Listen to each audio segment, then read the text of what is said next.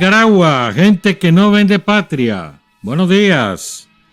Bienvenidos y bienvenidas a Sin Fronteras. Hoy es viernes 20 de enero de 2023. Con Byron José Baltodano y Carlos José Hurtado cuando son las 6 de la mañana con 29 minutos.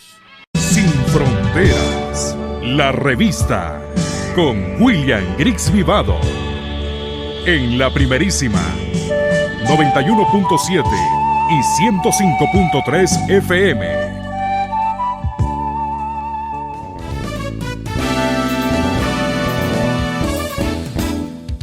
Sin fronteras para decir la verdad. Sin fronteras, trabajar, avanzar, combatir, vencer. Sin fronteras.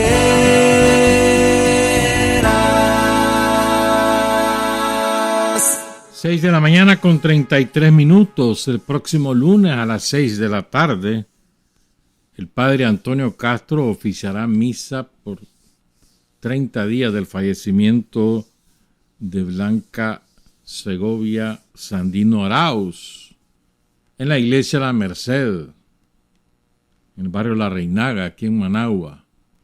La familia Castillo Sandino está invitando a sus amigos, a sus familiares, a los que querían a Blanca, que falleció, como recordarán, en diciembre pasado. Lunes, 6 de la tarde, en la iglesia La Merced, misa oficiada por el padre Toñito Castro. Saludo al padre Toñito. 6:34. Hay una buena campaña, creo yo, ¿verdad? Como el queso se ha disparado, estamos en época seca. 100 pesos la libra, bárbaro, ¿verdad? Un plátano 10 pesos. Entonces hay una buena campaña. No compres queso. Ahí vas a ver cómo lo bajan. Omar García, aquí en el programa de la mañana, el matutino de la radio, sabemos lo que decimos, siempre lo dice. Si no comes queso no te vas a morir. ¿Quieres que baje el precio? Si todos nos pusiéramos de acuerdo y nadie compra queso, ahí lo vas a ver bajándole a 50 pesos la libra. Pero los consumidores no hemos aprendido a disciplinarnos y a dictar las reglas nosotros y no los comerciantes, ¿verdad? Sobre todo los intermediarios, los que van a traerlo y lo vuelven a vender aquí en el Iván, por ejemplo, en el Oriental. Son los intermediarios los que más encarecen los precios. Los frijoles están 36 pesos, por ahí andan. Ya va a salir la diapante, va a bajar un poco el precio, pero va a volver a subir después cuando se acabe la cosecha. Eso es normal, o sea, son productos que se llaman productos estacionales. Vos te imaginas cómo, porque a veces solo vemos lo malo y no observamos lo otro, ¿no? Vos te imaginas cómo estaría la inflación si el gobierno no hubiera asumido el alza del combustible. ¿Por dónde andaría la cosa? Ahorita no estaría tan caro, pero hubo un momento en que el galón andaba por los 200, 220 córdobas, ¿viste? El año pasado. ¿Te imaginas que no hubiera asumido el gobierno el costo el incremento de los precios? El transporte de carga, el transporte de pasajeros y todo lo que eso significa. Hubiera pegado un alza que, si la inflación cerró como en el 8, 9%, hubiera cerrado como en el 15%. ¿Qué significa inflación? Que vos compras menos con el mismo dinero que ganás. Eso significa inflación. La inflación es un impuesto a tu salario, un impuesto adicional. Ahorita ya empezó, ayer se instaló la Comisión de Salario Mínimo a ver por dónde va este año. ¿Verdad? Si bien el salario mínimo lo devenga una menor cantidad de personas, siempre es un indicador porque obliga a subir otros salarios, sobre todo cuando se van pegando el mínimo y el siguiente. Entonces, habrá que ver qué negocian en los sindicatos con los patrones y el gobierno. Eso probablemente para marzo más o menos habrá acuerdo entre las tres partes, acuerdo tripartito. A veces se adelanta a febrero, pero generalmente en marzo. Las 6 de la mañana con 37 minutos. Vamos a echar una mirada a varios fenómenos que están ocurriendo en el mundo. Más que fenómenos, situaciones, eventos. Vamos a hablar un poco del panorama latinoamericano a propósito que el lunes es la cumbre de la CELAC en Buenos Aires, Argentina. No, el martes, el 24. El martes en Buenos Aires, Argentina. Y vamos a echar un ojo porque hay cosas raras que se están moviendo. Pero antes quiero comentarles algunas cosas que creo que la mayor parte de nosotros o no lo sabe, o lo sabe de pasadita, o tiene mala información. Creo yo que eso nos pasa. Ustedes, año con año, la propaganda estadounidense y europea nos hace creer, año con año, que hay un foro muy importante de gente muy importante, altruista, buena gente, que son los más ricos del mundo y se reúnen para escuchar las voces de la sociedad civil, de los gobernantes democráticos del mundo y un montón de tonterías más. El famoso foro de Davos. Todos los años es lo mismo. Este año ha sido el que menor impacto ha tenido. Incluso menor presencia de empleados del foro de Davos que ocupan cargos presidenciales. Menor presencia este año. Pero no por eso deja de ser importante. No tanto por lo que ellos decidan o dejen de decidir, sino por lo que implica. Fíjense, espérame, antes de eso, es que estaba leyendo una información ayer en la cadena estadounidense Fox News.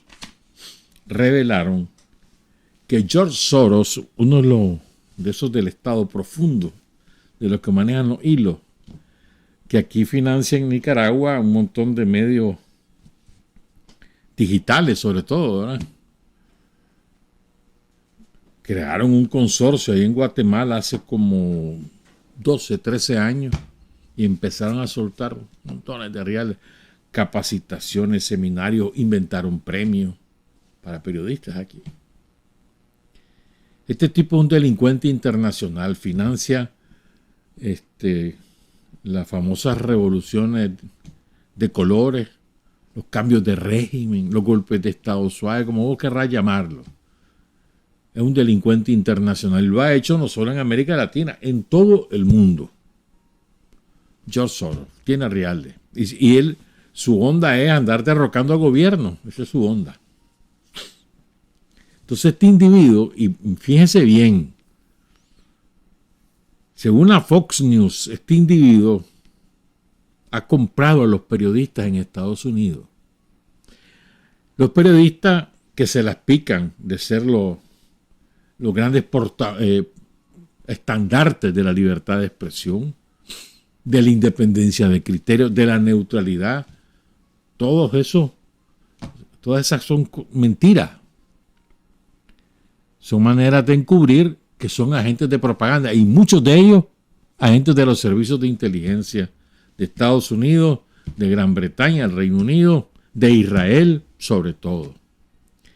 Entonces la Fox News revela que George Soros le pagó a 54 influencers que trabajan en los medios de comunicación, incluidos periodistas de la CNN, de la NBC, de la CBS, que son las 3 de las 6 cadenas de televisión más importantes de Estados Unidos, la Bloomberg, otra cadena, la NPR y el Washington Post. No se incluyen ellos, pero te aseguro que también a los de la Fox News, te lo aseguro. Soros ha gastado 131 millones de dólares para conseguir que 253 medios de comunicación cubran noticias en el mundo de acuerdo a su enfoque, a su orientación. Le paga a reporteros, a conductores, a editores, a directores de medios y a dueños de medios. ¿Qué te parece? Todos esos que creen en los incorruptibles periodistas estadounidenses, no, y en todos lados es lo mismo, solo le paga a todo el mundo para imponer su agenda. Entonces dice, ven mandame un periodista a tal lado, ahí teneme los 6 meses porque ahí va a pasar algo. Entonces, y él paga a través de distintos instrumentos, ONG, fundaciones, asociaciones, o a veces incluso descaradamente, aquí está, toma, anda.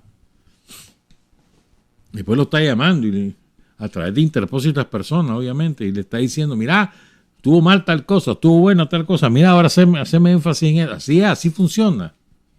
Y aquí se cree en el cuento de que los medios yanquis son la panacea de la libertad de expresión. ¿Dónde van a creer eso ya? Yo creo que ya el que crea eso en 2023 vive en otro planeta. Bueno, entonces hablemos del tal foro de Davos. ¿Verdad?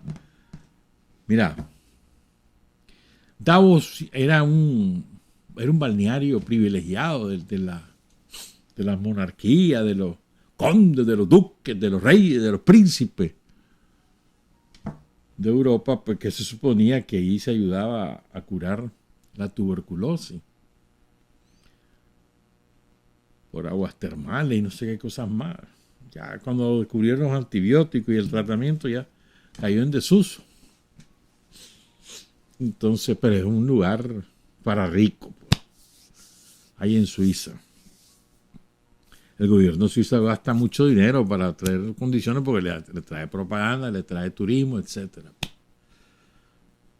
Entonces, el famoso club de Davos lo dirige un individuo, un tipo fascista que se llama Klaus Schwab. Él es el dueño de ese foro. Tiene 85 años y anda buscando su relevo, pero dice que hasta que él se muera. Y los que participan, los que están en el entorno del propio Schwab, dicen que él se cree Dios. Tiene complejo de Dios y a veces él se refiere a sí mismo como el líder del mundo, el presidente del mundo. Oírse las cosas que dice este individuo, impresionante. ¿De quiénes concurrieron ahí este año? Más de 100 ministros de finanzas, o sea, la gente de reales o los cancilleres. 52, 53 jefes de Estado de gobierno. No digo Biden, no llegaron los más importantes, no llegó el primer ministro de Japón, no llegó Macron, no llegó, por supuesto, no llegó Putin, ni llegó Xi Jinping, perdón. Bueno, la inmensa mayoría de los que ahí participan son varones, el 80% son varones. El 40% de los que participan, participan 116 millonarios, de los cuales 33 de Wall Street y 18 europeos. Llega el Fondo Monetario, llega la Organización Mundial de Comercio, llega Naciones Unidas, por supuesto. Van a recibir instrucciones, dicen. Pero bueno, ahora ese es el foro. Llegó algunos presidentes de América Latina babosos que me invitaron al foro de Davos, pero que de verdad que son pendejos, man.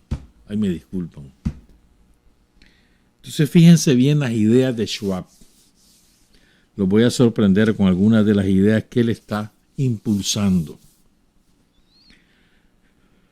Él dice, ¿verdad? Bueno, alguna vez alguien dijo que él era el papa del mundo, de todas las religiones y de toda la humanidad. Oh, qué barbaridad, ¿verdad? El hombre, la mano derecha, le dicen, de Klaus Schwab, se llama Yuval Noah Harari. Este individuo ha dado declaraciones, ha dado entrevistas, ha escrito artículos donde él dice que a estas alturas la humanidad sabe que Dios ha muerto y que Jesús es una noticia falsa. Pongan cuidado. Entonces, fíjense bien, ese es un aspecto. Ya después vamos a profundizar sobre esto. Lo otro, una línea que viene impulsando Schwab y su gente, que se despenalice la pedofilia. ¿Qué es la pedofilia? El sexo de adultos con niños, que no deberían meterse presos a los pedófilos, porque esa es una ley natural,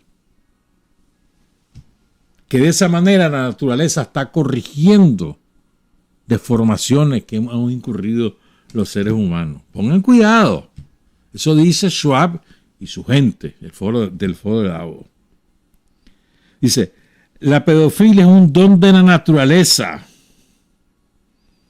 y es una violación de los derechos humanos castigar la pedofilia. Por supuesto, Schwab es rusófobo, ¿verdad? Odia a los rusos, por supuesto. Es uno de los que promueve la transhumanización, es decir, el ya empezar a crear humanos, seres humanos, bueno, si acaso se le puede llamar así, ¿verdad? Planificado, como hay una fábrica en Alemania. Hay una fábrica, en serio. Anunciaron con bombos y platillos, estamos listos para producir seres humanos genéticamente planificados. Este es uno de los promotores de esas cosas. Lo que llaman el gran reseteo también. Aprovechar el COVID para hacer el gran reseteo de las nuevas relaciones. Lo que pasa es que ¿quién frustró esto? La rebelión de Rusia contra todo esto. ¿Verdad? Entonces, fíjense. Dice que las leyes contra el amor con diferencia de edad violan los derechos humanos y la pedofilia. A propósito, la semana pasada creo que fue, una jueza de Nueva Zelanda, Nueva Zelanda, mi hermana siempre me corrige, Nueva Zelanda, un país, un archipiélago que queda en Oceanía, al oriente de Australia. Bueno, en Nueva Zelanda, una jueza dictaminó que un niño o una niña de 12 años, el caso era de una niña, un hombre de 40 que había sostenido relaciones sexuales con una niña de 12. Entonces dijo que el problema no era si consentió, no. El problema era si había habido actos inmorales, pero que la niña podía decir si quería o no quería tener relaciones sexuales, que tenía suficiente criterio. ¿Estamos claros? Fíjense por dónde van. Ya les voy a contar por qué. Entonces esto que la pedofilia es un regalo de la naturaleza de la humanidad, ¿verdad? Ellos consideran que es la manera de limpiar la tierra y salvar a la humanidad de sí misma. Fíjense esto. Ahí le presentaron una investigación a los de Davos. Las personas atractivas menores de edad tienen muchas menos probabilidades de tener una descendencia numerosa. ¿Verdad? Y las personas menores de edad que tienen una relación sexual con mayores tienen estadísticamente menos probabilidades de ser ellas mismas cabezas de familia. ¿Qué significa esto? Que las niñas que tienen relaciones sexuales con adultos tienen menos probabilidades de parir. Se controlan, no van a ser madres. ¿Estamos claros? No van a ser ni madres solteras ni madres casadas, no van a ser madres, porque se van a saber controlar. Entonces esa es una manera de regular el crecimiento poblacional. No estoy contándoles novelas, son las propuestas del foro de Davos, de Schwab. El New York Times, otro que se le considera la catedral del periodismo, de la ética y no sé cuánta babosada más. El New York Times publicó un artículo donde argumenta que la pedofilia no debe ser un delito. Que la pedofilia debería ser parte de los derechos civiles, de los derechos humanos. Porque como no tiene protección legal, entonces el pedófilo se esconde, no busca apoyo. La CNN publicó una investigación, dicen ellos, un comentario, un ensayo, qué sé yo, en donde dice que los pedófilos no son monstruos, no son desviados sociales, son personas que necesitan simpatía. En lugar de considerar a los pederastas como lo más bajo de los bajos, deberíamos dirigirnos a ellos para intentar comprenderlos, porque nadie puede elegir ser un pederasta. Eso dice la CNN y publica a un psicólogo que se llama Jesse Michael Baring, que es catedrático en la Universidad de Otago en Nueva Zelanda. Y escribió un estudio, un artículo, qué sé yo, un libro. La perversión, una desviación sexual en todo Estados Unidos. En ese libro, él insta a sus alumnos, a sus lectores, a simpatizar con los pederastas. Porque no viven sus vidas en un armario, se esconden para siempre en una habitación de miedo. ¿Verdad? Dice Schwab que gracias al trabajo del Foro de Davos, la educación en muchos países del mundo civilizados han ido modificando los criterios y ahora están educando a los niños que el sexo es uno de sus derechos como niños y niñas. Por ejemplo, Francia en 2018 aprobaron una ley donde no hay edad mínima. No hay edad mínima para consentir relaciones sexuales, de manera que una niña de 8 años o un niño de 8 años, si tiene relaciones sexuales con un adulto, eso no es ilegal en Francia. ¿En serio? ¿Ah? Bueno, entonces, ¿qué más? Ya, después vamos con otros aspectos, espérenme. Entonces comenta un diario digital que se llama News Punch. Dice: todos los políticos de Davos tienen algo en común. Nos deshumanizan, humillan y amedrentan. Están diseñados para arrebatar todas las alegrías de la vida e infligir el máximo dolor. También existe una tendencia a la despoblación que durante mucho tiempo ha sido una teoría conspirativa, pero que ahora ha quedado totalmente al descubierto.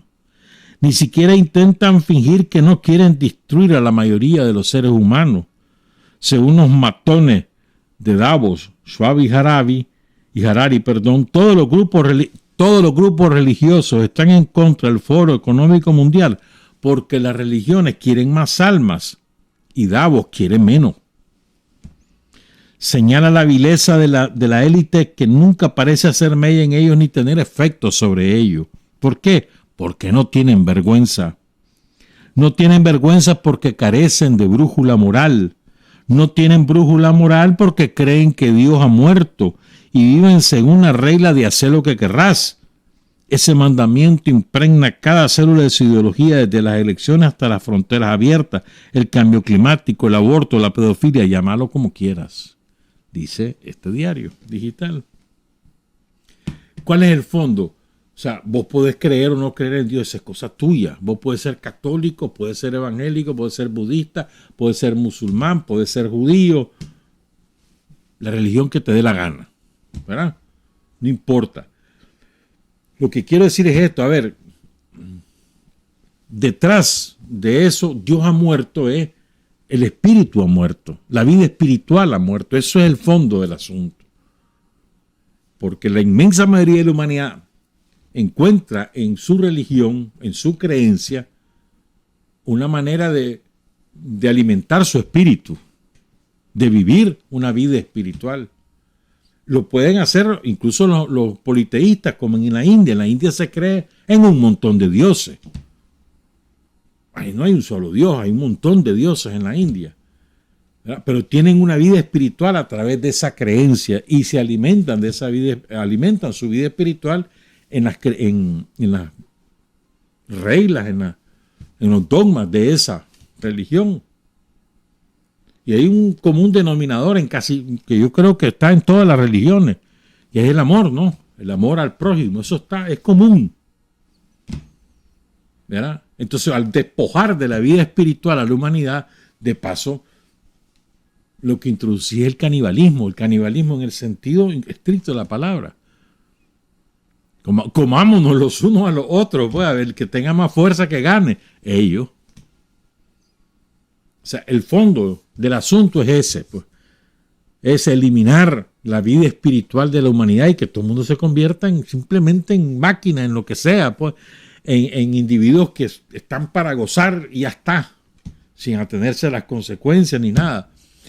El otro día conversaba con un compañero sobre esto que voy a decir. Mira, ¿cuál es la tendencia que está haciendo, que hace Davos y todo la élite mundial, la claque, la más fiesta que tiene los hilos del dinero, de las armas y de las drogas y de la prostitución, que por cierto es una de las cosas del foro de Davos? Además que llegan los millonarios, llegan en sus aviones privados. Hay uno que llega en un avión, ¿sabes cuántos kilómetros recorre en el avión? 27 kilómetros y agarra un avión. Ah, bueno, además de eso, contratan prostitutas. Lo que pasa es que le llaman acompañantes. Entonces, hay durante una semana más o menos unas 300 bellísimas muchachas, europeas sobre todo, que pasan una semana pagadas por los millonarios acompañando a los millonarios y a sus delegaciones. Y también a los políticos que van de aquí, ¿oíste? De estos lados, tipo, ¿para qué voy a mencionar nombres? Pero bueno, ese era un paréntesis. Sigo, pues. Entonces, el fondo del asunto es esto, pues.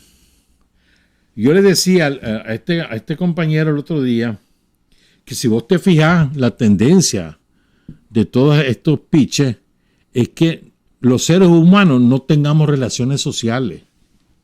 No nos veamos ni siquiera la cara. Que incluso hasta para... A ver, ¿querés comprar? Llamás a Hugo, dice aquí en Nicaragua, ¿no? O a Pedido Ya. No tenés necesidad de ir al súper, ni a la tienda, ni nada. Solo llamás, ve, quita mi lista, tráemela. Ya no necesitas contacto con nadie. Estudio, ahí en tu casa. ¿Para qué vas a ir a la escuela? No, hombre, por internet. Trabajo, no, hombre, si ahora es teletrabajo, ¿para qué voy a ir a trabajar? O sea, entre menos contacto social tengan, mientras menos roce social, mejor para ellos, porque se desintegra la humanidad. ¿Y qué es lo que reciben? Nada más son un receptor de información, la información que ellos dirigen. Entonces, el fin último, y eso se puede demostrar, pues el fin último es destruir la familia como entidad, como núcleo fundamental de la sociedad. La familia les estorba, así como les estorba la democracia, les estorba la familia. Es en serio. Estudien, hay mucha documentación sobre esto. Pueden leer bastante y se van a sorprender con algunas cosas. Yo estoy resumiendo. ¿Ah? Entonces, los hombres millonarios, varones, que se reúnen ahí, que dictan las regulaciones, según ellos, que todos los gobiernos y sociedades deben adoptar, como el aborto, como la pedofilia, o como, qué sé yo, pues la violencia sexual. Es decir, que no, que el sí o sí y el no es no, eso no, eso es violación. ¿Cuál es violación? No, eso no es violación. Quieren relajar todas esas cosas, porque para ellos la mujer es simplemente un instrumento de su goce. Es así, en serio. ¿Verdad? Entonces,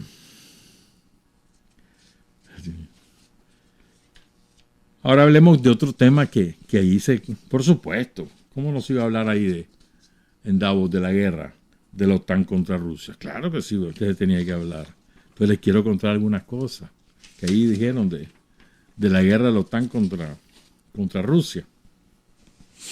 Dice la directora de Inteligencia Nacional de Estados Unidos, o sea, es decir, la espía, la máxima espía de Estados Unidos, que se llama Avril Haines. Dice esta tipa, Oigan lo que dijo. Para que nos quitemos la venda, que esto, no, qué barbaridad, Rusia que invadió Ucrania. No, hermano, no andes creyendo una propaganda yanqui. Oye esto, dice, además de todo lo que se ha dicho sobre las implicaciones para el mundo, si Ucrania no sale adelante, porque ya los imperialismos están llegando a la convicción de que no será posible vencer a Rusia. Por eso ya están hablando de atacar Crimea, para provocar que Rusia tenga una respuesta nuclear. Porque saben que la tienen mal. Bueno, además dice, todo lo que se ha dicho sobre las implicaciones para el mundo si Ucrania no sale adelante, hay otra serie de consideraciones. Hay claridad sobre el hecho de que francamente el conflicto en Ucrania tiene implicaciones globales. Tiene implicaciones para nosotros en pensar en la fortaleza de nuestras alianzas, ¿verdad?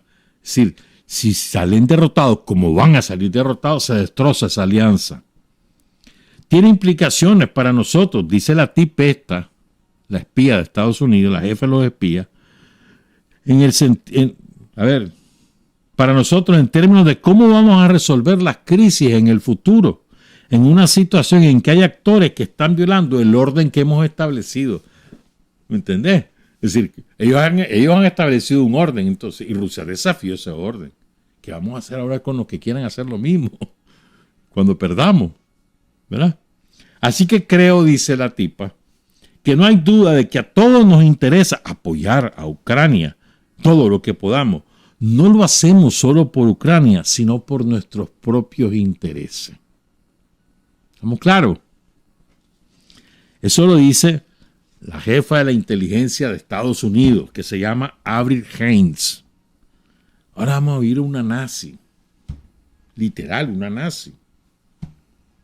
Hija de nazis. El nazismo es la peor expresión del imperialismo. Creado por británicos y alemanes, financiados por Estados Unidos en la década de 1920 y 1930 en Alemania, y que quiso ocupar todo el mundo. ¿Quién lo derrotó? La Unión Soviética, el pueblo soviético con los rusos a la cabeza. ¿Estamos? Ese es el nazismo. Su principal dirigente fue Hitler, pero no el único. Sigamos. Entonces, una nieta de nazis que se llama Cristina Freeland, que es la viceprimer ministro de Canadá, que se la pica de muy demócrata.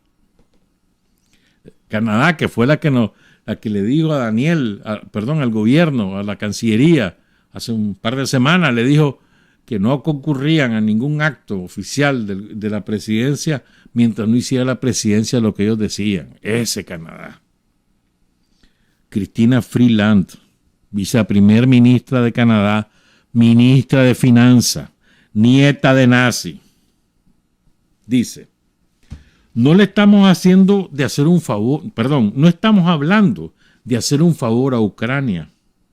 Suministrar armas a Ucrania, y como dijo Zelensky, suministrar a Ucrania el dinero suficiente para ganar la guerra redunda en última instancia en nuestro propio interés. Soy la ministra de Finanzas, y si me preguntaran qué es exactamente lo que los ministros de Finanzas de los gobiernos del Grupo de los 7, de lo que realmente está en nuestro poder, podrían haber hecho este año. Dice la tipa. 1. Lo más importante. No controlamos la infección por el COVID. No controlamos la cadena de suministros mundiales. Y pues, entre otras razones, porque ahora China es la líder de esas cosas. No controlamos si nos espera o no una desinflación perfecta. Es decir, que se desacelere la inflación. Lo único que podemos hacer, dice la nazi esta, en lo que tenemos influencia práctica, es ayudar a Ucrania a obtener una victoria clara e inequívoca, incondicional. Y si lo conseguimos, si ocurre este año, será un enorme impulso para la economía mundial. Así que creo que realmente Ucrania ganará. ¿Viste?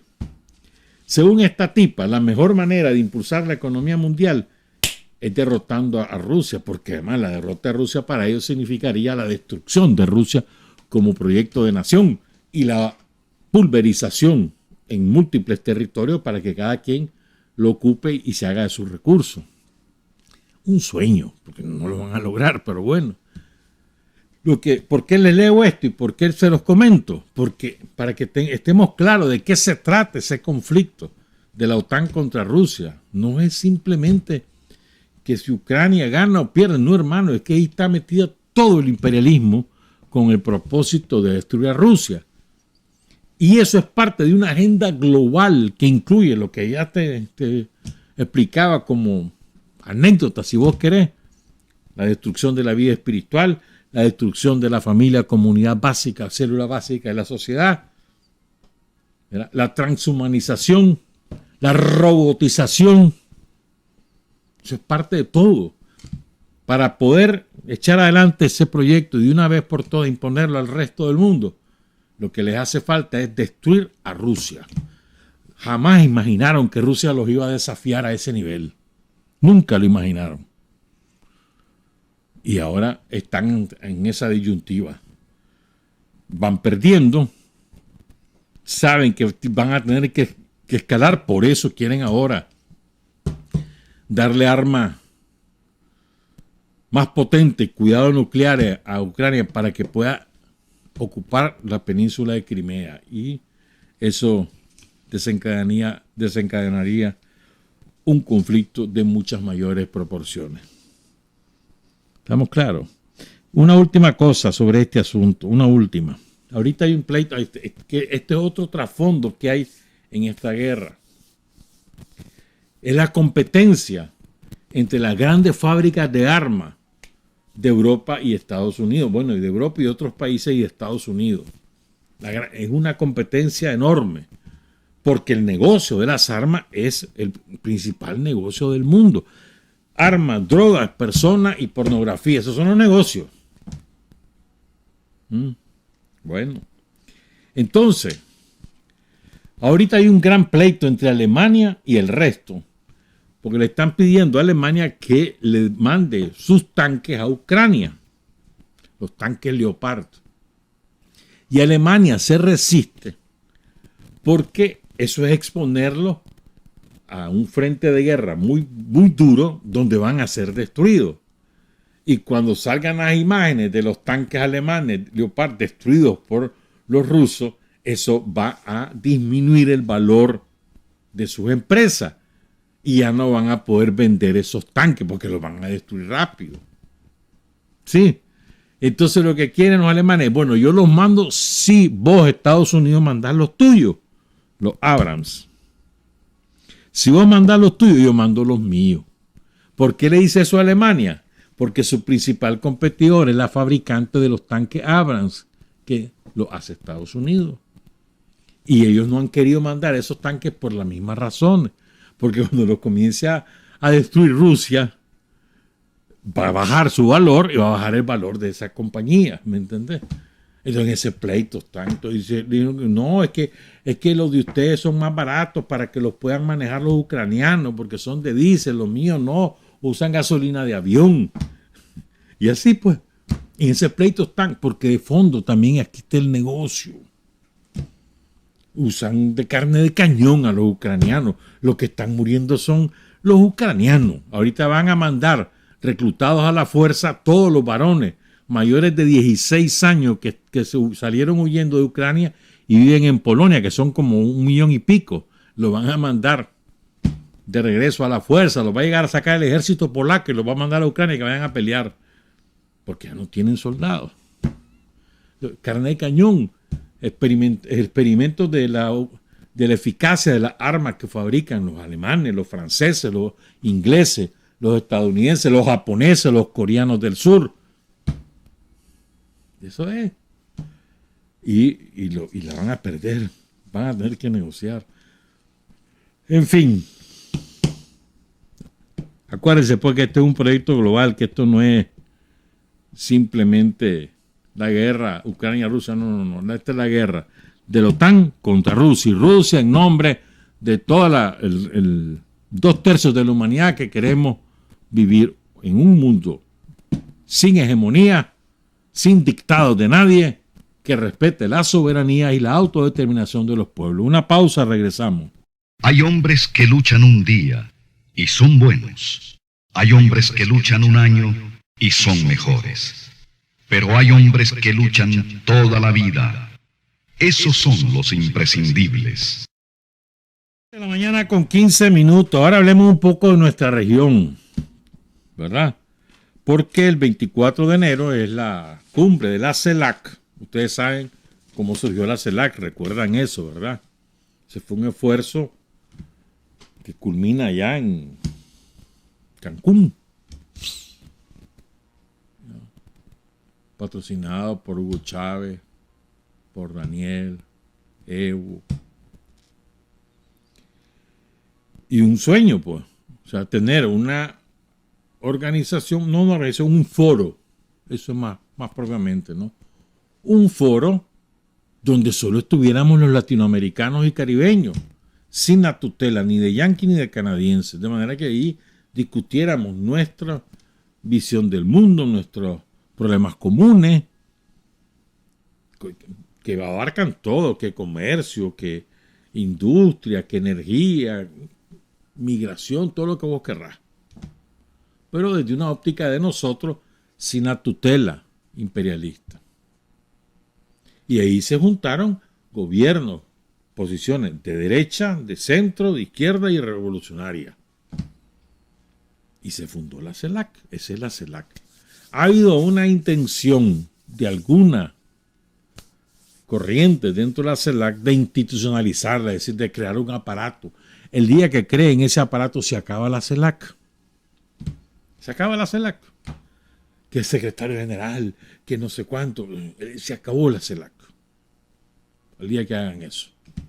Pero bueno, las decisiones se toman por consenso. Si no hay consenso, no hay decisión. Tanto para una declaración como para la designación de la sede, la próxima sede, todo es por consenso, o sea, unanimidad. Si no, no hay decisión. Entonces, el martes, en la cumbre en Buenos Aires, y Argentina le entrega la presidencia a un país que es miembro del ALBA. Interesante, ¿verdad? A San Vicente y la Granadina. El ALBA ya que ha venido menos, ¿verdad? Es la verdad. Acordémonos hay otra cosa que está en agenda y que la ha puesto en agenda el presidente de México, Andrés Manuel López Obrador, ¿verdad? A ver, y él quiere que se arme una zona de libre comercio de toda América, incluyendo Estados Unidos y Canadá, es decir, el ALCA, López Obrador. Recordemos que el ALCA es un plan que lo tiene Estados Unidos desde más o menos 1860 y pico, es decir, hace como 160, 170 años, imagínate, que cobró impulso con Clinton, luego con Bush, pero que fue derrotado en la cumbre de Mar del Plata en 2006, cuando se unieron Lula, Néstor Kirchner, Chávez, Evo, y se derrotó al ALCA. No se aprobó. Eso fue el impulso también para el nacimiento de la CELAC, precisamente la derrota del ALCA. Porque era un tratado de libre comercio continental, una zona de libre comercio bajo la rectoría de Estados Unidos y sometiéndonos a los dictados de Estados Unidos. Y no. Entonces ahora López Obrador está impulsando esta idea porque, con un arco o con una lógica un poquito torcida. Según la lógica de Obrador, hay que unirnos aquí en América para enfrentarnos a Asia. Porque Asia está pensando en 50 años y nosotros no. Y nosotros le compramos muchas cosas a ellos, aquí las podemos producir. Bajo una lógica, vamos a decir, ingenua. ¿Verdad? O O sea, esto no es de bloque geográfico. No se trata de bloque geográfico, pero bueno, este es de concepciones del mundo y de cómo los humanos podemos salir adelante. De eso se trata. Vos tenés el imperialismo norteamericano, que lo que quiere es subyugar a todo el mundo. Lo que pasa es que ahora están empleando otra manera. Ya no están usando tanto las cañoneras, sino que ahora usan los instrumentos financieros internacionales, los medios de comunicación, la zanahoria y el poder judicial. ¿Ya? Ese es sus principales instrumentos. Entonces, los yanquis quieren, la estrategia de los yanquis a partir más o menos de 2010 es tratar de, ¿cómo te dijera yo?, de neutralizar el carácter antiimperialista de las fuerzas de izquierda de América Latina. Y lo han logrado en bastantes casos. Despojarlo del antiimperialismo y dejarle el resto. Castrarlo. Una fuerza de izquierda que no es antiimperialista no es izquierda, hermano. No nos enredemos. Y vos ves, si observas el comportamiento de distintas fuerzas que incluso han alcanzado el gobierno en algunos países, y lo que menos tienen es de antiimperialismo. Creen en el gringo bueno y el gringo malo. Biden es buena persona. Nos podemos llevar bien con él. Biden ni siquiera manda. Biden es un intermediario colocado ahí por los grandes poderes de los consorcios militares, de los consorcios del narcotráfico, de los consorcios de la pornografía, de los consorcios del tráfico de personas, de los consorcios del entretenimiento y los consorcios tecnológicos. Me olvidaba mencionar eso anteriormente, que son ahora tan poderosos como las armas. Ese es un intermediario. Hace lo que los dueños de esos consorcios le dicen. O hace lo que beneficia a esos consorcios. No es que sea buena gente o mala gente, eso es indiferente. Vos podés ser el hombre más bueno del mundo, pero si estás al servicio de esos intereses bastardos, vas a ser un maldito. Porque sos un delegado para oprimir al mundo. O sea, esto no es de buenas o malas personas. Esto es del rumbo de la humanidad, del rumbo de nuestros países. Esencia para que nos podamos desarrollar el respeto a nuestros sistemas políticos, a nuestras maneras de ser, a nuestra soberanía, a nuestra autodeterminación, respeto. Y no lo hay, ni lo habrá. Porque los yanquis lo que quieren son colonias. No quieren países soberanos, independientes, que tengan relaciones con todo el mundo. Ellos tienen relaciones con China desde 1970, ¿verdad? Cuando llegó Nixon a Pekín. Y quieren que nosotros, los otros países, no las tengamos. Que las tengamos con Taiwán, por ejemplo. Un ejemplo que ilustra nada más, pero no es lo más importante. Es pecado tener relaciones económicas con Rusia. ¿Y por qué? Porque ellos quieren que solamente sea con ellos. Entonces, mientras tengamos a un gobierno que desea colonizarnos y sostenernos como colonia, no hay manera de que pueda progresar un área de libre comercio o una unidad continental. No hay manera, hermano. Entonces los yanquis lo que han ido es tratar de despojar del carácter antiimperialista a las fuerzas políticas de izquierda en América Latina, y lo han logrado en algunos casos, seamos claros. Ustedes lo conocen mejor que yo. ¿Ah? Entonces somos 33 países que tendríamos un poder enorme si simplemente tuviéramos una agenda común. Pero ni eso podemos ser capaces. Porque se meten los yanquis, porque tienen colonias en América Latina. Costa Rica es una colonia de Estados Unidos, Panamá es una colonia de Estados Unidos, Paraguay, etcétera, porque hay un montón de colonias de Estados Unidos y actúan como eso, como colonia. Y entonces sus representantes son, a su vez, representantes de los intereses de Estados Unidos en esos cónclaves. Entonces veamos cómo está la cosa. Pues ¿Qué podemos esperar de México? México tiene una política internacional ambivalente. Sí, muy digna en el sentido, no te metas a Estados Unidos conmigo. O sea, no te metas en mis decisiones. Con mucha dignidad lo han hecho, pero a la hora de juzgar el resto del mundo, ahí no. ¿Ah? Entonces no, es ambivalente. Tuvieron una actitud muy positiva en el caso de Bolivia. Le salvaron la vida a Evo y a Álvaro García Linera y sus respectivas familias. Eso no es poca cosa, eso es mucho, ¿verdad? Ahorita casi iban a lograr lo de Pedro Castillo, no lo lograron solo con una familia, pero ya eso es bastante, ¿verdad? Pero en otras coyunturas, pues son de lo más permisivos con Estados Unidos, pues. Han tenido una actitud muy digna con España, por ejemplo. Y eso hay que reconocérselo. Pero no podés decir eso, hacer eso, y al mismo tiempo decir, unámonos todos con Estados Unidos y Canadá para enfrentarnos a Asia. ¿Qué tiene que ver lo uno con lo otro? ¿Qué tiene que ver la geografía? Tiene que ver lo que le conviene a cada quien. Pero bueno, pues. Centroamérica y Panamá. ¿Qué puedes esperar de Centroamérica y Panamá?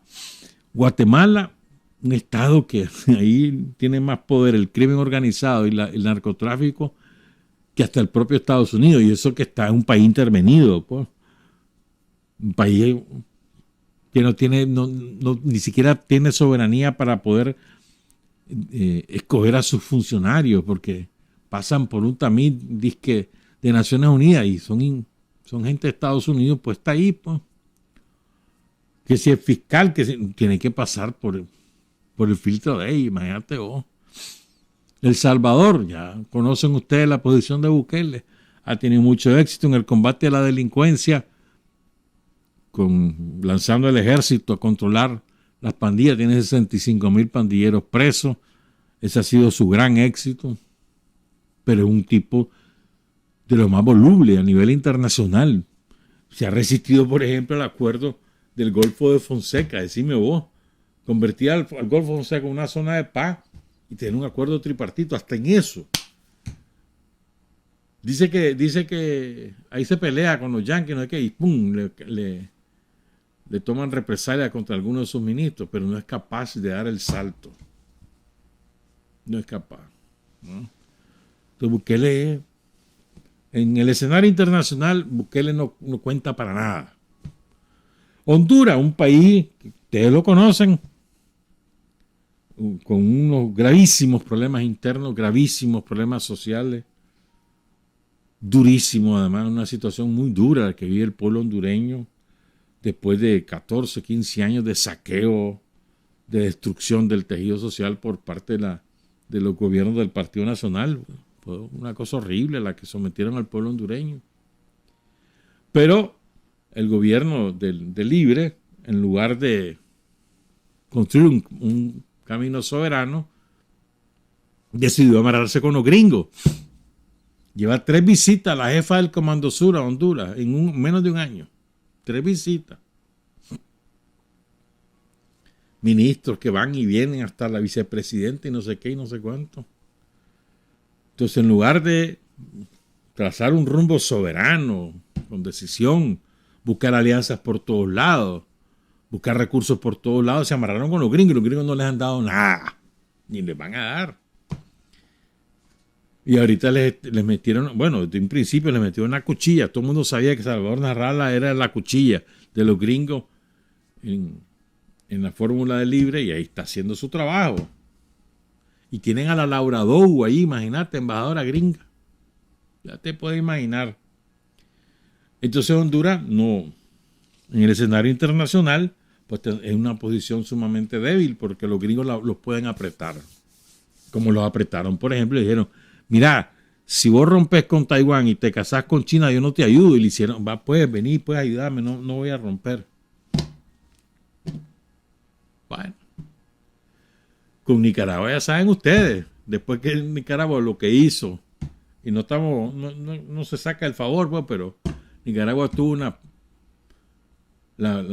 una postura muy digna, muy firme de defensa de la soberanía y de la democracia hondureña y de los seres humanos perseguidos en Honduras, y sin embargo, pues ya ves, la vuelta es que da la vida, pues, pero bueno.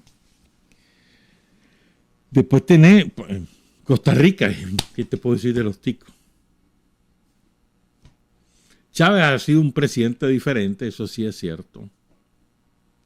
Pero, ¿vos crees que los ticos se van a poner en contra de los gringos? Jamás. O los panameños ya no están en las bases militares de Estados Unidos, pero... ya el canal no es de Estados Unidos, pero las bases militares ahí están. Sí, ahí no tiene la sede del Comando Sur, pues. Bueno, ahí ahora también en Estados Unidos. Pero los gringos siguen mandando ahí, capital gringo. No hay presidente ahí que se le revele a los gringos. Mentira. Colombia, ¿qué puedes decir de Petro? Es un castrado, ese uno que le sacaron la vena antiimperialista. Se la sacaron hace rato, pues Petro no es antiimperialista hace muchos años. Yo creo que desde siempre nunca fue antiimperialista, creo yo. El M-19 era una fuerza de lo más rara. Pero bueno, pues. Entonces Petro con un discurso que es progresista, de izquierda, inclusivo, ¿no? Parte de la agenda mundial de Davos, pero no es antiimperialista. Si Petro de verdad quisiera tener una conducta diferente, lo primero que debería hacer es: yo respeto el orden internacional y por lo tanto acato el fallo de la Haya en el conflicto con Nicaragua. Nosotros no le estamos pidiendo a Petro que nos regale nada, que respete el fallo, eso es todo. Pero ni eso es capaz de hacer Petro. Ahí se está peleando ahorita con Giammattei, el presidente de Guatemala, porque en Guatemala le van a juzgar a uno de sus ministros, porque ese tipo fue funesto cuando estuvo ahí en Guatemala como jefe de la fuerza interventora que hay en Guatemala. Fue funesto, terrible. Además recibió reales de Odebrecht, la compañía brasileña lo sobornaron, etc. Entonces está furioso y está peleándose con Giammattei, defendiendo un corrupto. Ese es el Petro. Pero además tiene una situación muy compleja. Tiene un montón de bases militares yanquis. Tiene narcotráfico. Colombia es el principal productor mundial de la cocaína. Eso no... ese negocio, el narcotráfico, está en una simbiosis con mandos del ejército, con mandos de la policía, con la oligarquía colombiana. O sea, el sistema financiero colombiano es un sistema para lavar dinero. Después tenés la oligarquía, los terratenientes colombianos, que son de lo más criminales que hay, pues, que tienen sus propios ejércitos, que asesinan campesinos, asesinan indígenas, despojan a los campesinos, a los indígenas de sus tierras. ¿Por qué que Petro va a poner en orden eso? No tiene, porque no tiene el poder, tiene el gobierno, pero no tiene poder, ni tampoco vos lo vayas que esté construyendo poder. Si quiere construir poder, tiene que organizar a la gente. Y tiene que satisfacer las demandas de la gente. Y uno no lo va a hacer, pues no tiene capacidad ni tiene voluntad política por ahí. Pues. Entonces, a nivel internacional, tiene un discurso rosa, despojado totalmente del antiimperialismo. ¿No? Digamos, si así está Petro, mucho peor está Boric. Boric jamás fue antiimperialista. Entonces, te lo califican de izquierda los de afuera. La maquinaria del imperialismo para precisamente desgastar lo que significa izquierda. Si él es izquierda, los que no somos como él, somos los populistas, los dictadores, los trogloditas. ¿Me entendés? Pero Boric es un pinochetista renovado. Eso es lo que ocurre en Brasil, el pinochetismo renovado. Gatopardismo en toda su dimensión, es decir, cambiaron todo para no cambiar nada. Y Boric a nivel en el escenario internacional, ya ves, ¿qué pinta Boric? No pinta nada. Nada es nada. Tenés Ecuador, por cierto, Ecuador va para elecciones pronto, el 5 de febrero. De este domingo que es 23. Faltan dentro de 15 días. Domingo 22. 29, sí, dentro de 15 días 17 días son las elecciones. ¿Por qué son importantes? Porque hay un referéndum constitucional. ¿Te acuerdas lo que te decía el Foro de Davos? Aquí está otra cosa de los yanquis. Los yanquis han optado por copar los poderes judiciales en todos los países donde puedan hacerlo. En Argentina, el Poder Judicial es el principal partido político. Es el instrumento de los yanquis. En México están haciendo lo mismo. Ya tenían avanzado el camino y ahora lo están redoblando. En toda Centroamérica, lo mismo. En Colombia, lo mismo. Excepto algunos magistrados, pero en general, el Poder Judicial obedece a los yanquis. Entonces, una de las reformas que están constitucionales que van a votar los ecuatorianos el 5 de febrero es que el fiscal sea autónomo. ¿Sabes qué significa que sea autónomo? Que lo pongan los yanquis. O sea, restarle la soberanía. A ver, vos elegís al presidente de la República. Vos no andás eligiendo al fiscal. Elegí al presidente. Y vos querés que el presidente gobierne. Si no tiene ni siquiera potestad de nombrar al fiscal, imagínate, ni tampoco al presidente del Banco Central, porque ese es autónomo. ¿Por qué? Porque depende del FMI. Aquí lo quisieron hacer, mano, ¿te acordás? Y el Frente Sandinista impidió esa reforma en los años 2000. Entonces esa es otra forma, el Poder Judicial y también las instituciones financieras. Pero bueno, Ecuador va para esas elecciones. El correísmo no es una fuerza dominante ya. Está por verse si es alternativa de poder. Esas elecciones lo van a determinar si el correísmo logra conquistar alcaldías importantes. Quito, Guayaquil, qué sé yo, Cuenca. Las principales ciudades hay que ver.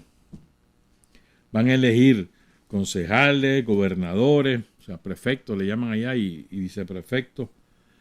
Y 221 alcaldes, el Consejo de Participación y 8 cambios en la Constitución, la extradición o no, y ya son 8. Pues. Pero Ecuador, imagínate cómo está la cosa en Ecuador de difícil, que el 60% de la lista de medicamentos del Seguro Social no está en la farmacia. Entonces la gente no tiene medicamentos. ¿Cómo está de triste la situación? Porque ahí él desmontaron toditito lo que hizo Correa. Lo desmontaron pedazo a pedazo. Ahí no queda nada. La Constitución, nada más. Y se la están reformando. Después no queda nada. O sea, el neoliberalismo puro y duro. Primero el traidor de Lenín Moreno y ahora Lazo, pues, Guillermo Lazo, que es un banquero corrupto el tipo. Ahí le tienen varios juicios ya. Por tráfico de influencia, por negocio ilícito, un tipo sin asco, te roba ese hombre. Paraguay es una colonia yanqui que vive del contrabando. ¿Qué puede hacer en Paraguay? Fernando Lugo fue la excepción y ya ves lo que le hicieron, lo derrocaron y nadie dijo nada. No, hombre. Después tenés los otros países que son, no digamos, bueno, tenés el Caribe. ¿Cuál es el gran problema del Caribe? Exceptuando Cuba, Dominicana. El gran problema del Caribe, de las islas pequeñas, las naciones caribeñas, es que tienen una dependencia total del mundo externo.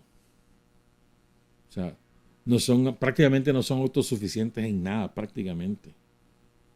Sobre todo de energía, tienen que importar todo eso por eso fue tan importante Petrocaribe para las islas caribeñas, ¿no? Pero después de todo el bloqueo que le hicieron a Venezuela se acabó Petrocaribe, ¿verdad?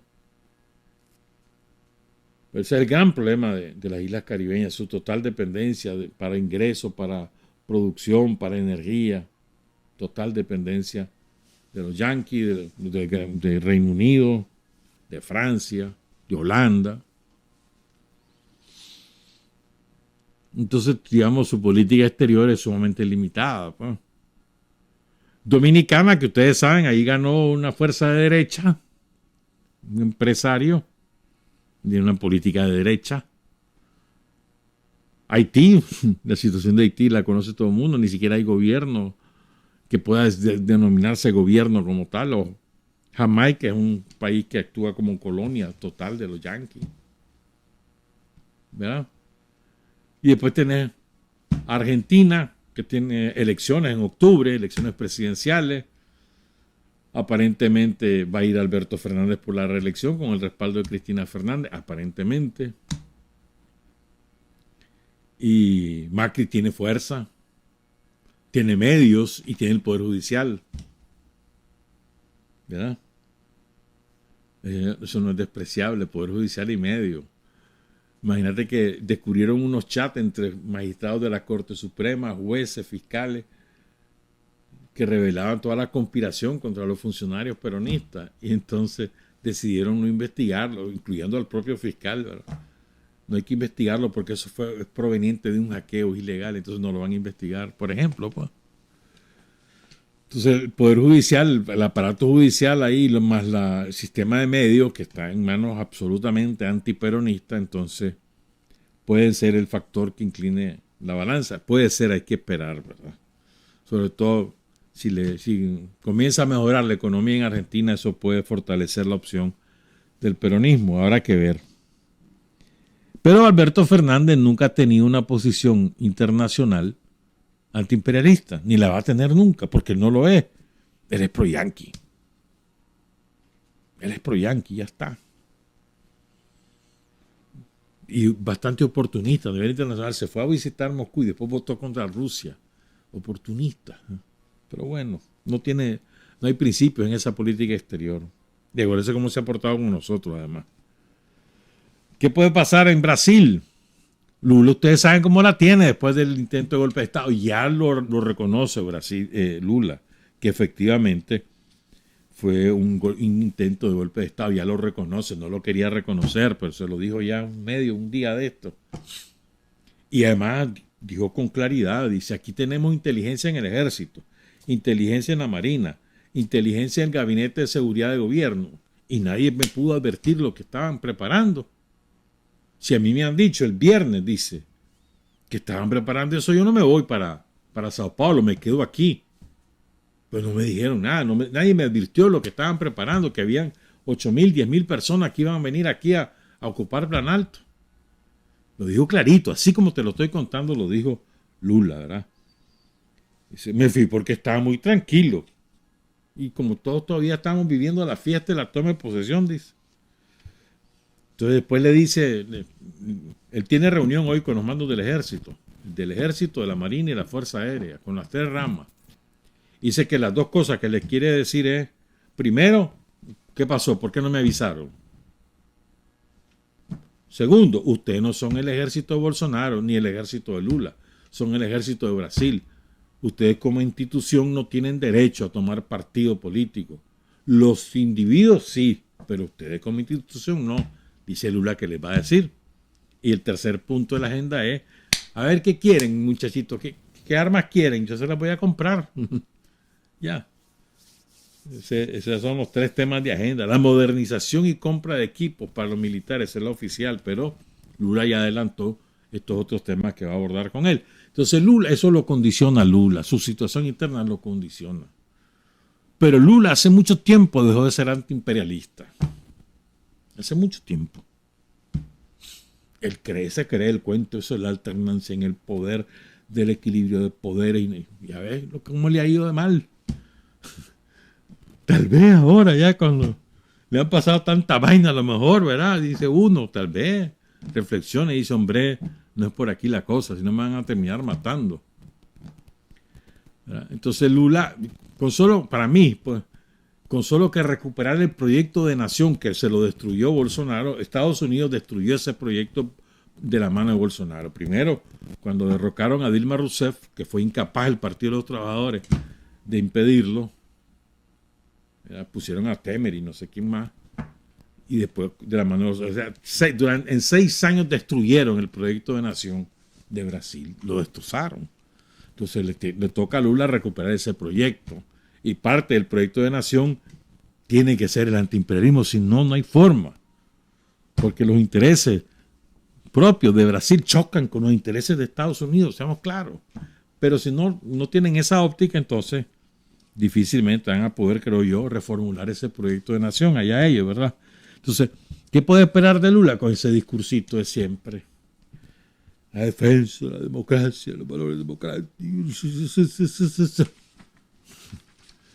Pero no, ahí no vas a ver una conducta antiimperialista. Y luego tenés Bolivia, ya comió el tiempo. En Bolivia hay una situación complicada porque la embestida de los yanquis a través de la extrema derecha de Carlos Mesa y de Luis Fernando Camacho no ha cesado. No ha cesado. No le dan tregua al presidente al presidente Luis Arce y al MAS no le dan tregua. Una tras otra. Arce tuvo la valentía de poner preso a Camacho, uno de los jefes del golpe. Falta ahora Carlos Mesa, ¿verdad? Ya tendría los 3 presos. Pero tiene una disputa por el liderazgo del movimiento al socialismo con Evo Morales. Una disputa cada vez más áspera, más ríspida. El MAS expulsó a 6 diputados, como lo contábamos el otro día. Tienen su bancadita, el MRS ahí. Y luego hoy hay una manifestación encabezada por Evo Morales, que es una medición de fuerza de la calle. Y eso, ojalá que se logren poner de acuerdo, porque lo que importa es el proyecto, el pueblo de Bolivia. Y si debilitan el proyecto, van a perder el poder. Y ojalá que se pongan de acuerdo. Bolivia ha tenido también una posición, la de Arce, pues, cada vez más distanciada del antiimperialismo histórico que tenía el MAS y Evo Morales. No puedo decir que ya no es antiimperialista, pero cada vez más distanciada. Más cercano a esas posiciones gallo-gallina. Entonces habrá que ver. Después tenés Venezuela y Cuba, que son parte de la CELAC, que están invitados para concurrir el martes. Venezuela con su situación particular, las negociaciones con las oposiciones. Ahorita ayer estaba diciendo Jorge Rodríguez que está harto del chantaje de la gente de Guaidó, que son los principales instrumentos de los yanquis, que o devuelven los reales y liberan al Exap, o se acabó la negociación. Pero yo creo que los yanquis van a apretar por ahí, pues. Han logrado tener algunos éxitos a nivel económico y habrá que ver. Venezuela está claramente un gobierno antiimperialista, pues, como lo es Cuba, obviamente, ¿verdad? Cuba tiene su situación muy difícil por la guerra de Estados Unidos, los ha dejado, tienen problemas energéticos, de abastecimiento de petróleo, de industria, tienen gravísimos problemas. Ahorita acaban de firmar un acuerdo con Rusia. Rusia les va a ayudar a tener una estrategia económica. Tienen otro acuerdo con China, pero tiene una situación muy compleja Cuba, pero con firmeza antiimperialista.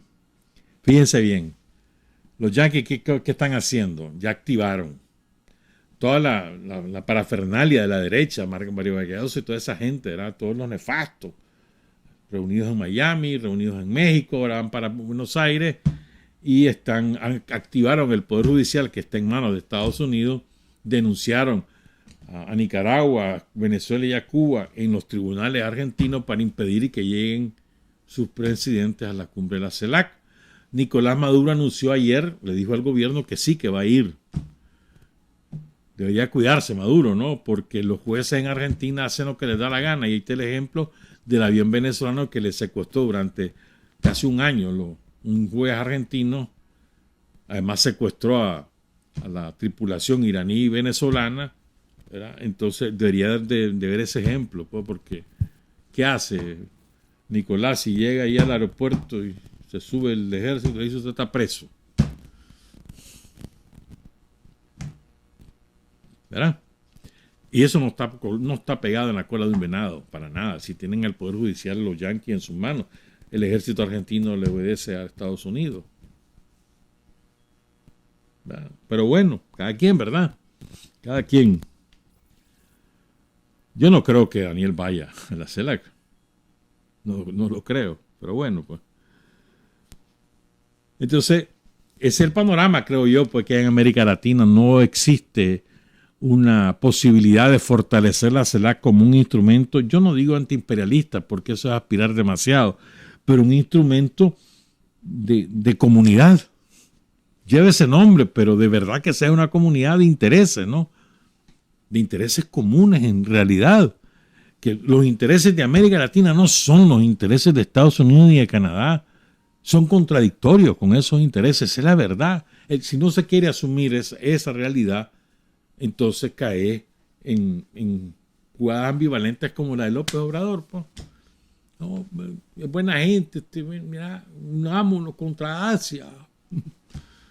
Los americanos podemos producir. ¿Qué sentido tiene eso, no? Pero bueno. Entonces, poco probable que esa cumbre pase más allá de celebrarse, de saludarse, la foto y decir ahora vamos para San Vicente y la Granadina. Pues eso es todo lo que creo que va a ocurrir. Que se van a apuntar a hacer formulaciones prácticas. Tenemos fenómenos que nos afligen a todos. Tráfico de droga y consumo de droga. Tráfico de armas. Ahora con Brasil metido. Tráfico de personas, no solamente de migrantes, sino el tráfico de seres humanos para dedicarlos a la prostitución. Tenés 3 problemas que son comunes para todos y además meterle a eso la dependencia tecnológica. Nos están avasallando desde el punto de vista de la tecnología, no hay transferencia de conocimiento. Ahí tienen un montón de cosas comunes. Nos están robando a los mejores ciudadanos, a los ciudadanos más capaces, más desarrollados académicamente, los están robando porque les ofrecen un montón de reales y se los llevan. Y nos dejan a nosotros sin eso. Y eso no es un problema de ahorita, es un problema viejísimo. Entonces ahí tienen un montón de cosas comunes. Pero vos que se van a dedicar a eso, no. Prevalecen los intereses yanquis, los intereses yanquis que nos peleemos, que nos matemos, y ahí muere. Oiga, son las 7:51. Una última cosa que quiero comentarles porque me pareció extraordinario todos los datos que nos ofreció el secretario general del Ministerio de Salud, el doctor Carlos Sainz, en una entrevista que le ofreció ayer, creo que fue ayer, Alberto Mora en la revista del Canal 4. Y miren, por eso te decía la frase de Martí el otro día, uno se da cuenta de las maravillas cuando las ve a la distancia, pero cuando estás adentro de ellas ni cuenta te das de las maravillas. Fíjense bien, en un año disminuimos la mortalidad en niños con menos de un mes de nacido en 17%, en un año. En 8.2%, o sea, el año pasado murieron 8 niños menos que el año anterior, de los niños menores de un año, o de los niños menores de 5 años. O sea, cada año que pasa, se mueren menos niños por razones curables o prevenibles, pues, de una gastroenteritis o de una bronquitis, una neumonía o de lo que sea, pues, que se pueden curar. Cada vez menos niños se mueren por esas causas. O sea, esto es un logro formidable. Otro dato que ofreció el ministerio, el doctor Sainz, el 97% de los partos, o sea, el 97% de las mujeres van a parir a los hospitales y centros de salud. ¿Qué significa eso? Tienen muchos menores riesgos de complicaciones, de morir en el parto o de que mueran sus niños. Muchas veces son acompañadas por parteras en el proceso del embarazo, pero al final van a parir al hospital o al centro de salud y pasan por la casa materna antes, 15 días antes. Imagínate, solo el año pasado, ¿verdad?, hubo 69,000 mujeres que pasaron por las casas maternas. Ahí pasan con comida, con dormida, con charlas, con atención médica, con el transporte que la llevan al hospital, después la sacan del hospital con su bebé, si quiere estar un día todavía en la casa materna y la tienen, y si no, la llevan a su casa. Sin ningún costo. Eso garantiza la salud de la mujer y la salud de su bebé. Además, aprovechan esos 15 días para darles charlas, para actividades lúdicas, etcétera, pues. ¿No? La platicadera entre las mujeres, hacen nuevas amistades, etcétera, pues. Luego, un dato importante que ofreció el doctor Sáenz: hay una normativa que estableció el Ministerio de Salud, no ahorita, pues ya tienen varios años, pero esto es importante. Yo recuerdo que se volvió moda el propagandizar a las mujeres que se hicieran cesárea porque así no sentían dolor, sin tener en cuenta las implicaciones en su salud que tiene para las mujeres, y lo hacían no porque realmente quisieran evitar el dolor a la mujer al parir, que me imagino que ese dolor es inenarrable, ¿oíste? El dolor físico de parir, eso debe ser espantoso. Si nosotros los varones que sufrimos, por ejemplo, dolores con un cálculo renal que parece que nos estamos muriendo, pues yo creo que es como la enésima potencia de ese dolor es ser un parto. Eso está fuera de duda, pues el dolor que significa el parir a una mujer. Pero ¿cuál era el fondo? No era ahorrar el dolor a la mujer, sino el negocio de los cirujanos, de los ginecólogos, pues cobraban por eso. Entonces era negocio, pues. Entonces ahora hay una normativa, pues en qué condiciones se le aconseja a la mujer que se haga una cesárea.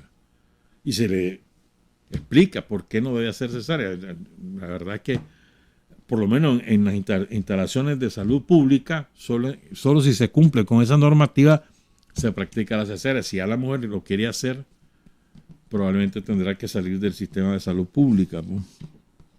¿No? Después, ¿qué más dijo? Fíjate, durante el embarazo a cada mujer se le hacen 2 ultrasonidos. Desde el primer semestre, además se le da seguimiento mensual. O sea, la idea es garantizar la vida de la mujer y del niño. ¿Sabe por qué estoy yo enfático en esto? Porque esto parece natural a los que vivimos en las ciudades. Hermano, por Dios, en el campo lo más común era que se murieran las mujeres en el parto. Menos que tuvieran atención durante el embarazo. Perdían los bebés a lo mejor por una cosa que la podían haber prevenido. Cantidad de mujeres que perdieron a sus niños. Vos podés ver estadísticas, los cuentos que te hacen las abuelas, incluso las madres en el campo, o en las ciudades.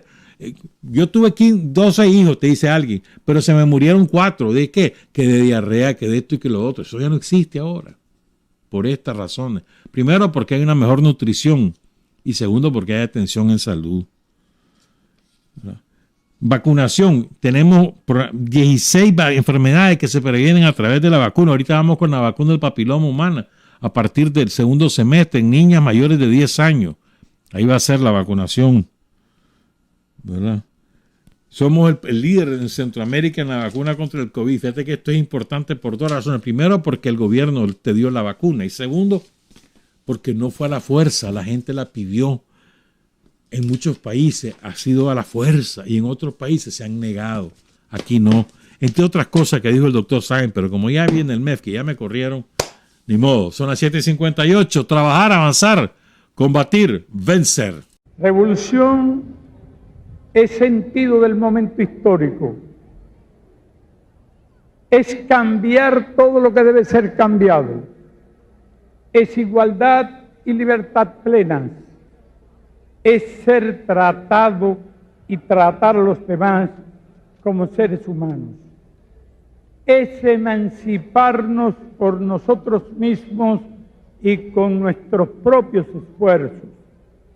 Es desafiar poderosas fuerzas dominantes dentro y fuera del ámbito social y nacional. Es defender valores en los que se cree, al precio de cualquier sacrificio.